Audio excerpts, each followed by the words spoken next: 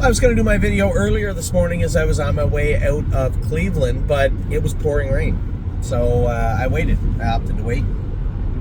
On my way to Ontario right now.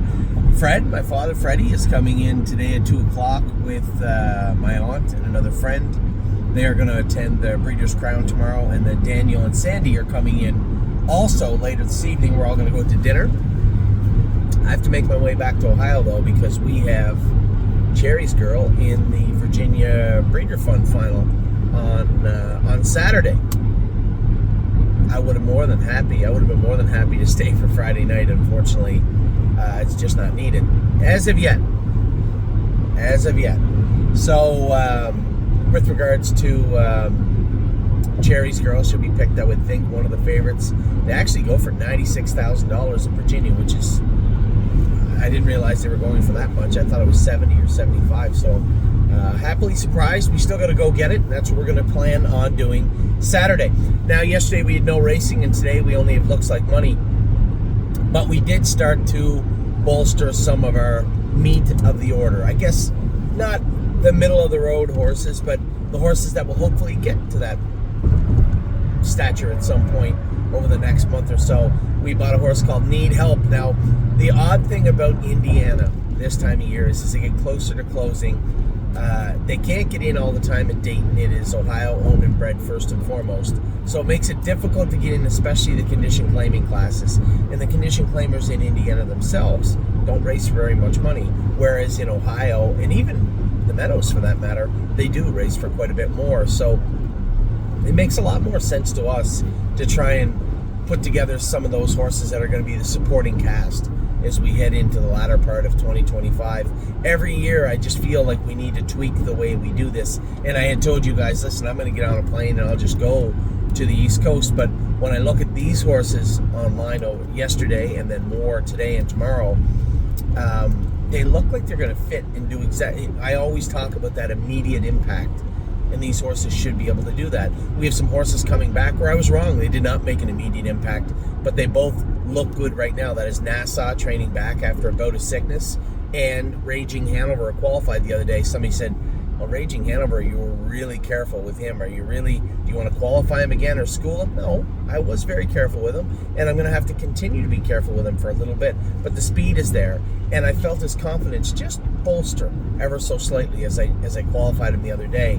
So he's going to need a few starts, but I like what I see in Raging Hanover moving forward. And then, of course, we had bought a horse the other day, Sparkling Volo. He trained better the other day, too. These are more fixer-up type things, horses that I enjoy tinkering with as we head into the fall. And there'll be more of those horses on the docket over the next 48 hours. It's really hard to buy a true middle-of-the-road.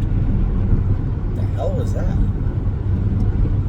Something fell off a truck and it looked very expensive. A true middle-of-the-road type horse. A horse that is going to fit in the non-winners of 4 very, very well and make their way forward. They come up for sale, but they're not easy to find. What we are going to look to do is buy more of the horses like Need Help and horses like that might make their way forward. Listen, at $13,600, if we buy 4 or 5 Need Helps and 2 or 3 of them work out, even 2 of them, even 1 of them work out, and we move the other 4 along the way after they get out of that non-winners of 4, well, that's not the end of the world. But if we start buying a whole bunch of middle-of-the-road horses and then they start stepping on one another, we can't get them in. They're not getting in every week. The classes are getting in are combined classes. They're not doing well in them. These are things we want to stay away from as we head into the fall and winter. So we're going to continue to look for those higher-end horses. Yes, I've already fielded a number of calls about horses in Harrisburg. Yes, we are looking at those types of horses also. But we have to make our way forward surgically, smarter. Use the horses that are in our midst right now, and use horses that we need to fill up those gaps and let them advance forward along the way. There's nothing wrong with that. I would rather have a Need Help or an Allure that is going to start at the numbers of 2 but 4, move their way up through into the 7, and along the way, geez, if you have a horse good enough, like it looks like Allure is good enough, race him at Mohawk. If you don't, you still have Dayton the Meadows, Northfield. But if you start buying a bunch of horses to jam the middle, geez, what happens if they don't get in? All of a sudden, you're having horses racing way over their head, or two in the same class, so we have to leave one out a week. It's just not something I want to do. And as we bring in horses like Need Help, like Allure, like horses we're going to over the next probably 48 hours, we're going to start to move some more horses out. I put Manhattan Money in the preferred sale on Monday. It just makes the most sense. Here's the horse that, again, is moving up in class. We moved him over to the Meadows this week because his class, he didn't get in the class at Northfield Park. So where does that leave him? Probably on the other side of the fence. Horses that we're going to move out and make room for some of the other horses coming in. Now, I know there's going to be people that love Manhattan Money that are going to message me and say, well, Anthony, the grass isn't always greener on the other side of the fence. You're right, it isn't. But sometimes it is. And when it comes to Manhattan Money, I know what he is, and I would rather bring in a horse that fits lower classes, that I know what they are also, or believe I know what they are, with a chance for growth moving forward. At the very least, we should be getting $1 for $1 with a little bit of an exchange rate, and I'm far too familiar with that. If we get the proper price for Manhattan Money and bring in a horse maybe that costs a little bit less than he did, I don't have a problem with that. Now, that will all depend on what he brings and what we bring in. But as of right now, I think that's the path we're going to continue on. So our newest horse, Need Help, is going to be in the burn this weekend. Manhattan Money races tomorrow. For those of you that are concerned about him, he races tomorrow, and then we'll have next Tuesday. We're going to qualify Sparkling Volo. Now, I'll be completely frank. I'm not the guy that takes hobbles off of horses, generally speaking, but that's exactly what we did the other day. Went to train him with the hobbles. He just felt like he was a little bound up going into the first turn. I said, take the hobbles off. See how he is. He trained him out on 2-2, and he was actually pretty good, all things considered.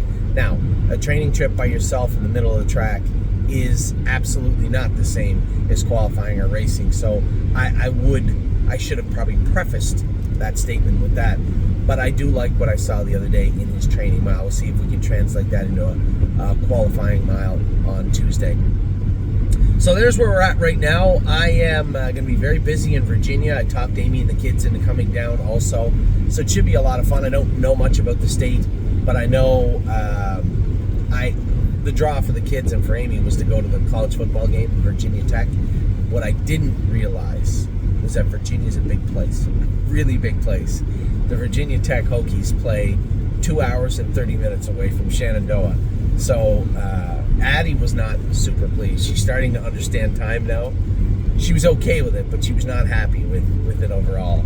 We're going to make our way down and see if we can we're going to the Virginia Hokies game on Friday evening. We're going to watch some of the Jays game. We're going to watch the Breeders' Crown. So there's going to be a lot of watching going on as we're also watching the football game. As somebody with ADHD, it's a perfect Friday night. Amy, not so much. Saturday, we have Cherry's girl, as I said, drew the 2-hole.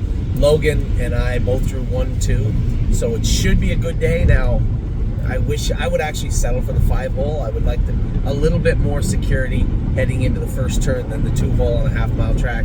But Cherry's girl did get over the track well last week. So we'll see how that plays out on Saturday. She's had a good season, and it would be great to finish it off with a win in Virginia.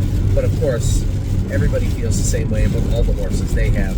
So we'll see how Virginia plays out this weekend. But for right now, off to Ontario, picking up Big Fred, going to dinner, going back to Ohio, going to Virginia, and I'll be back Sunday night to race in the Northfield Park.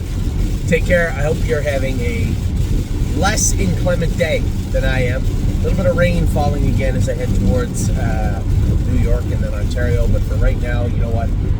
It's not the end of the world. I will talk to you soon. Keep your eye on gate today. Might be some sparks. Take care.